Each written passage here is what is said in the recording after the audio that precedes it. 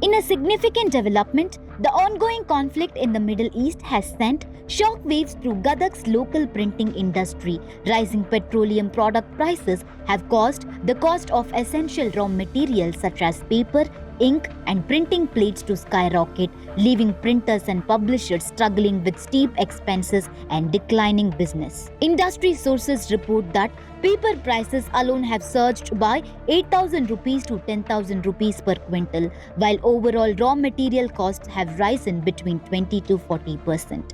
The burden is further intensified by the 18% GST on printing materials, adding to the financial strain on small and medium printing units. Printers involved in calendars and textbooks are particularly affected due to already tight margins. Vineet Kumar, president of the Printing Welfare Association, warned that continued price hikes could force many units to shut down and called on the government to reduce taxes and provide relief measures. The crisis has also hit daily wage laborers hard, as reduced orders and irregular supplies have drastically cut their working days, leaving many struggling to make ends meet. Some industry players also suspect artificial shortages and price manipulation. As many raw materials are imported from Middle Eastern countries, the situation highlights the vulnerability of small industries to global crisis and underscores the urgent need for policy intervention to protect livelihoods. ಮುದ್ರಣ ಕಾಶಿ ಅಂತ ಪ್ರಸಿದ್ಧವಾದ ಗದಗ ನಗರದಲ್ಲಿ ಮುದ್ರಣ ಯಂತ್ರಗಳು ಆಟಕಾಟ ಚಲಾವಣೆಯಲ್ಲಿದ್ದಾವೆ. ಯಾಕಂದ್ರೆ ಯುದ್ಧದ ಇದರಿಂದ ಎಲ್ಲ ನಮ್ಮ ಕೆಮಿಕಲ್ಸು, ಪೆಟ್ರೋಲ್ ಪ್ರಾಡಕ್ಟು, ಇಂಕ್, ಈ ಥರ ಒಂದು ಇಂಕು ಮೊದಲ 500 ರೂಪಾಯಿ ಇತ್ತು, ಇವತ್ತು 800 ರೂಪಾಯಿ ಆಗೈತಿ. ಬ್ಲ್ಯಾಕ್ ಇಂಕು ಮೊದಲು 180 ರೂಪಾಯಿ ಸಿಗ್ತಿತ್ತು, ಈಗ 250 ರೂಪಾಯಿ ಆಗೈತಿ. ಹೀಗಾಗಿ ಮುದ್ರಣಕ್ಕೆ ಬೇಕಾದಂಥ ಎಲ್ಲ ಕೆಮಿಕಲ್ಸು, ಇವು ಪ್ಲೇಟು, ಆಮೇಲೆ ವಾಷಿಂಗ್ ಇದ್ವೆಲ್ಲ ಇರ್ತಾವೆ. ಮಿಷನ್ ತೊಳಿಬೇಕಾದ್ರೆ ನಮ್ಗೆ ಡೀಸೆಲ್, ಪೆಟ್ರೋಲ್ ಬೇಕಾಗತ್ತೆ. ಅವೆಲ್ಲ ಪೆಟ್ರೋಲ್ ಪ್ರಾಡಕ್ಟ್ ಐಟಮ್ ಇದ್ದರಿಂದ ನಮಗೆಲ್ಲ ಭಾಳ ತೊಂದರೆ ಅಂದರೆ ಭಾಳ ತೊಂದರೆ ಆಗೈತಿ. ಆಮ್ಯಾಗ ನಿಮ್ಗೆ ಇನ್ನೊಂದು ಐಟಮ್ ತೋರಿಸ್ತೀನಿ, ಪ್ಲೇಟ್ ಅಂತಂದು. ಅದು ಹೊರದೇಶದಿಂದ ಬರಬೇಕದು. ಒಂದು ಪ್ಲೇಟ್ ಅಂತ ಬರ್ತೈತಿ ಆಫ್ಸೆಟ್ಗೆ. ಅದ ಪ್ಲೇಟ್ ಮ್ಯಾಗ ನಾವು ಎಕ್ಸ್ಪೋಸ್ ಮಾಡಿಕೊಂಡು ಪ್ರಿಂಟಿಂಗ್ ಶುರು ಮಾಡಬೇಕು. ಅವು ಸಹಿತ ರೇಟು ಡಬಲ್ ಆಗ್ಯಾವೆ, 1 to ಡಬಲ್. ಹೀಗಾಗಿ ಯುದ್ಧದಿಂದ ಮುದ್ರಣ ಉದ್ಯೋಗಕ್ಕೆ ಭಾಳ ತೊಂದರೆ ಐತಿ. ಹೀಗಾಗಿ ಇದ್ದಂಥ ಸಿಬ್ಬಂದಿ ಸಹಿತ ತಪ್ಸಾಕತ್ಬಿಟ್ರ. ಅವ್ರಿಗೆ ಅನಾನುಕೂಲ ಆಗಿ ಈ ಯುದ್ಧದಿಂದ ನಮ್ಗೆ ಭಾಳ ತೊಂದರೆ ಆಗೈತೆ ರೀ.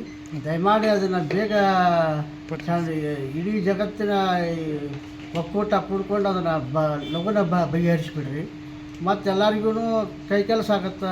ಈಗ ಟ್ರಾನ್ಸ್ಪೋರ್ಟೇಷನಿಗೂ ಮೇನ್ ಪೆಟ್ರೋಲ್, ಡೀಸೆಲ್ ಬೇಕು. ಒಂದು ಹುಬ್ಬಳ್ಳಿಯಿಂದ ಹಳ್ಳಿಬಂಡ್ಲ ಬರ್ಬೇಕಾದ್ರೆ ಮೊದಲ 60 ರೂಪಾಯಿ ತೊಗೊತಿದ್ರು, ಈಗ 100 ರೂಪಾಯಿ ತೊಗೊತಾರೆ, 100 ರೂಪಾಯಿ. ಹೀಗಾಗಿ ಎಲ್ಲ ದೃಷ್ಟಿಯಿಂದನೂ ಭಾಳ ತೊಂದರೆ ಆಗೈತಿ. ಅಮೇರಿಕಾ, ಇಸ್ರೇಲ್, ಇರಾನ್ ನಡುವರ್ಕ ಅಲ್ಲಿಂದ ನಮ್ಗೆ ಗದಗ ಇನ್ನೊಂದು ಹೆಸರು ಮುದ್ರಣ ಕಾಶಿ ಅಂತಾರೆ. ಇಲ್ಲಿ 100ಕ್ಕೂ ಹೆಚ್ಚು ಪ್ರೆಸ್ ಇದ್ವು, ಈಗ ಬರ್ತಾ ಕಮ್ಮಿ ಆಗ್ಯಾವು. ಬಟ್ ಅಲ್ಲೆಲ್ಲ ವಾರ್ ಶುರುವಾಗಿದ್ದಕ್ಕೆ ಇಲ್ಲೆಲ್ಲ ಪ್ರೈಸಸ್ ಎಲ್ಲ ಜಾಸ್ತಿ ಆಗಿಬಿಟ್ಟವು.